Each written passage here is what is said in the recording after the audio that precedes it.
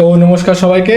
আগের দিন আমি বলেছিলাম যে কিভাবে পাইথন আর ভিএস কোড ইনস্টল করে উইন্ডোজে, ওটার একটা ডেডিকেটেড ভিডিও বানিয়ে দেবো। তো এটাই হচ্ছে সেটা। তো প্রথমে একটা আমি একদম ফ্রেশ ইনস্টলেশন যেহেতু করবো, যাতে কারোর কোনো সমস্যা না হয়, ওই কারণে আমি একদম ভার্চুয়াল বক্সে একটা নতুন ওয়েস ক্রিয়েট করে নিয়েছি। একদম নতুন একটা সিস্টেম ক্রিয়েট করে নিয়েছি। তো যাই হোক, এসব বকবকানি থামাই। এবার আমরা গেলাম গুগল ক্রোমে। সিম্পল কিছু স্টেপ যদি একদম ঠিকঠাক ফলো করা যায়, ব্যাস কয়েক মিনিটের মধ্যেই পাইথন ইনস্টল হয়ে যাবে। তো আমরা এখানে সার্চ করব ডাউনলোড পাইথন। পাইথন সার্চ করলাম, আর একদম প্রথমেই যে ওয়েবসাইট আসবে www.python.org, ওটাতেই ক্লিক করে দেবো। এটা হচ্ছে অফিসিয়াল সাইট। তো এখানে আমরা এরকম কিছু ইন্টারফেস পেয়ে যাবো। তো এই যে ডাউনলোড পাইথন 3.11.0, এটাতে ক্লিক করবো। বলে এখানে ডাউনলোড হয়ে গেল আমাদের, দেখতে পাচ্ছি। আর এবার আমরা নতুন একটা ট্যাব খুলে লিখবো VS code, download VS code.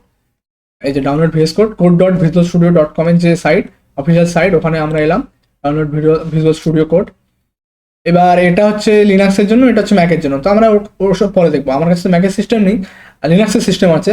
তো যারা লিনাক্স ইউজার তাদের জন্য আমি একটা ডেডিকেটেড ভিডিও বানিয়ে দেবো কীভাবে লিনাক্সে ভিএস কোড ইনস্টল করে। আপাতত আমরা উইন্ডোজেরটা দেখবো। তো এই উইন্ডোজে এখানে ক্লিক করবো।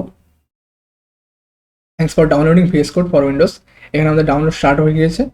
27 সেকেন্ড লেফট দেখাচ্ছে।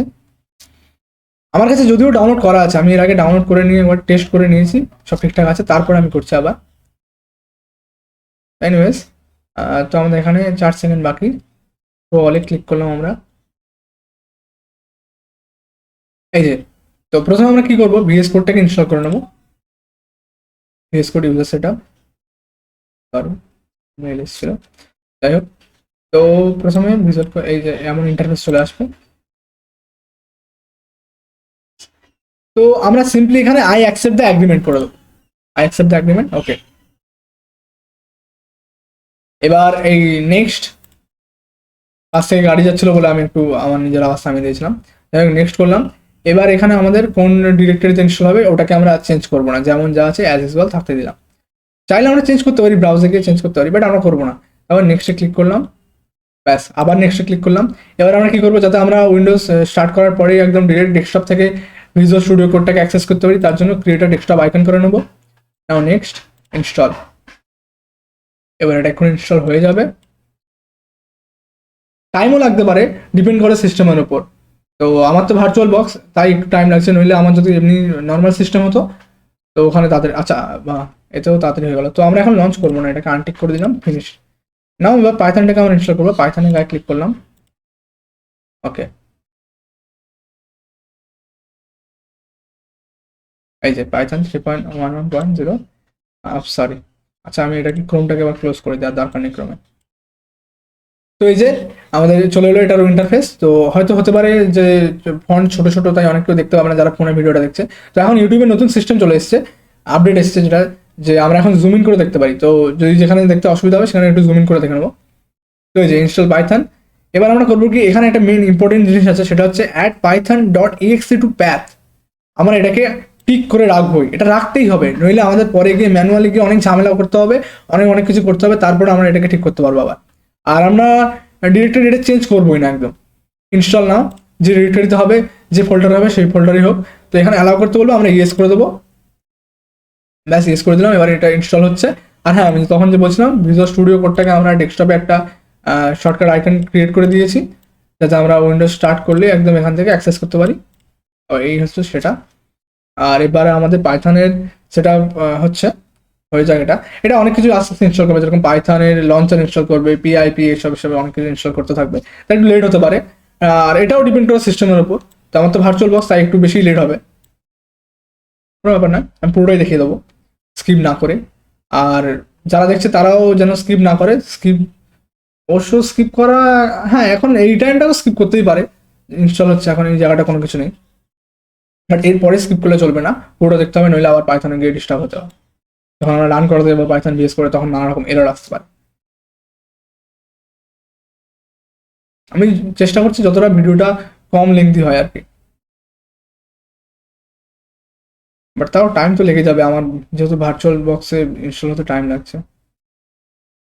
এখানে নানা রকম এগুলো আপলোড মানে ইনস্টল হচ্ছে। লঞ্চার ইনস্টল হয়ে গেল। এবার পিআইপি বুটস্ট্র্যাপ ইনস্টল হচ্ছে 64 বিট।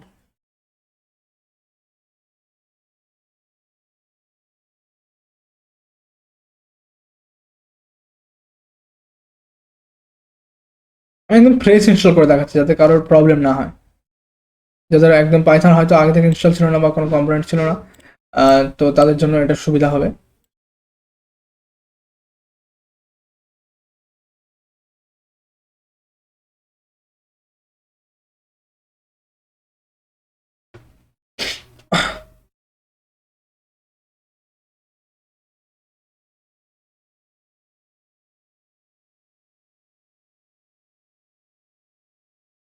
একটু তো টাইম নেবে এটা, এতটা টাইম নেয় না যেহেতু ভার্চুয়াল বক্স ইউজ করছি, বারবার বলছি, দ্যাটস ওয়াই অনেকটা টাইম নিচ্ছে।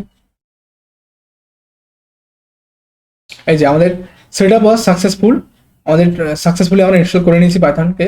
তো এবার আমরা এটাকে ক্লোজ করতে পারি, আর কোনো কিছু করার দরকার নেই আমাদের। ক্লোজ করে দিলাম। এবার একটা কাজ করবো, উইন্ডোজ প্লাস এক্স কি প্রেস করবো, শর্টকাট কি এটা আর কি। তো আমাদের এখানে উইন্ডোজ পাওয়ার শেল অপশন পেয়ে যাবো। উইন্ডোজ পাওয়ার শেল ক্লিক করলাম, করার পর এখানে আমরা জাস্ট টাইপ করবো পাইথন ইনস্টল হয়েছে কিনা আমরা চেক করছি অ্যাকচুয়ালি। পাইথন লিখে এন্টার করলাম। এই যে আমাদের পাইথনের ভার্সন চলে এলো, রিড ইভ্যালুয়েট প্রিন্ট লুপও এসে গেল। এবার আমরা চাইলে এখানে কোনো ক্যালকুলেট করতে পারি বা প্রিন্ট হ্যালো ওয়ার্ল্ড এই ওই সেই করতে পারি। এই যে ক্যালকুলেট করে দেখালাম, হ্যাঁ ঠিক আছে, সব কিছু অ্যাজ ইউজুয়াল চলছে। পাইথন আমাদের সাকসেসফুল ইনস্টল হয়ে গেছে। তো আমরা এখানে এক্সিট করে দিলাম, কারেন্সিস লাগে এক্সিট মারলাম, ব্যাস ক্লোজ করে দিলাম। এবার আমরা যাবো ভিজুয়াল স্টুডিও কোডে কীভাবে পাইথন রান করবো সেটা দেখার জন্য। ভিজুয়াল স্টুডিও কোড আমরা এবার ওপেন করলাম। তো এবার কি করতে হবে, এই যে ফাইল অপশন দেখতে পাচ্ছি আমরা উপরে, এখানে ক্লিক করলাম। এখানে পেয়ে যাবো ওপেন ফোল্ডার।